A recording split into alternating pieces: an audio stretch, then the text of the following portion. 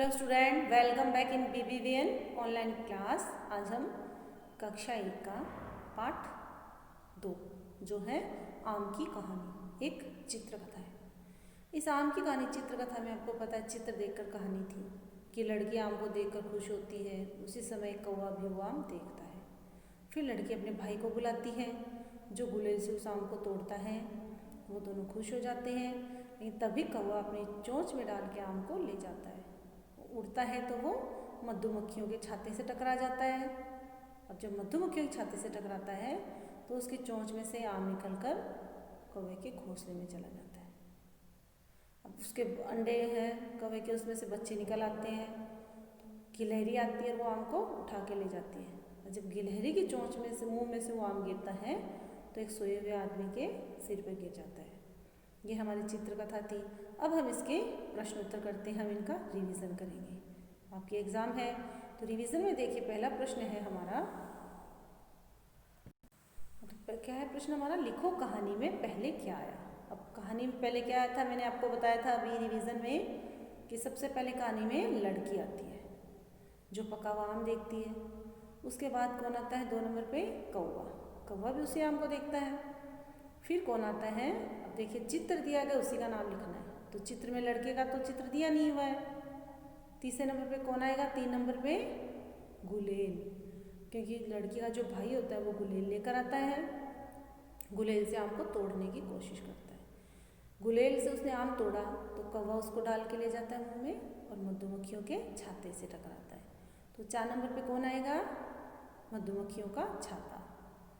फिर 5 नंबर पे क्या होता है, कौवे के बच्चे, क्योंकि वो छाते से टकराता है और वो आम जाके कौवे के घोंसले में गिर जाता है। तो कौवे के बच्चे जहाँ अंडे होते हैं वहाँ गिरता है, अंडे में से बच्चे निकल आते हैं।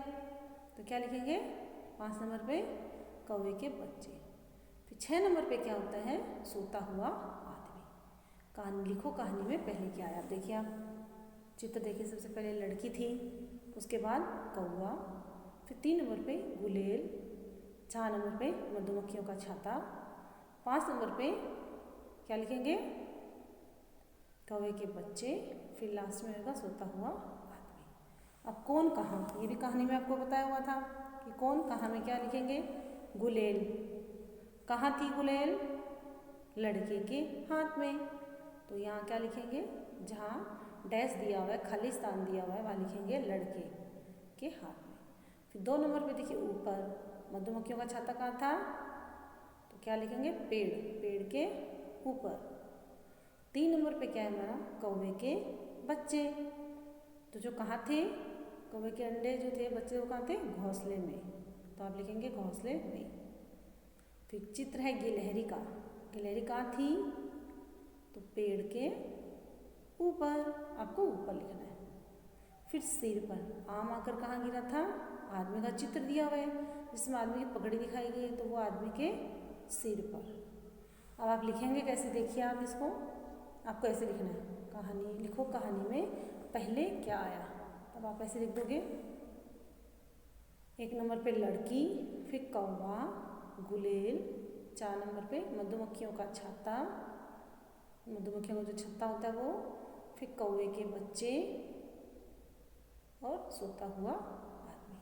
नेक्स्ट हमारा देखिए आप, कौन कहाँ, गुलेल लड़के के हाथ में, मधुमक्खियों का छत्ता पेड़ के ऊपर, बच्चे घोंसले में, गिलहरी पेड़ के ऊपर, और आम आकर कहाँ गिरता है, आदमी के सिर पर। तो स्टूडेंट आपको इनका रिवीजन करना है। आप क्या करेंगे, बुक में से इरेजर करके वैसे भी कर सकते हो, और आप ऐसे भी इनके नाम लिखने की प्रैक्टिस करेंगे। लर्न करना है आपको सब कुछ, एग्जाम है इसलिए, तो आप अच्छे से पढ़ाई करेंगे। Thank you student.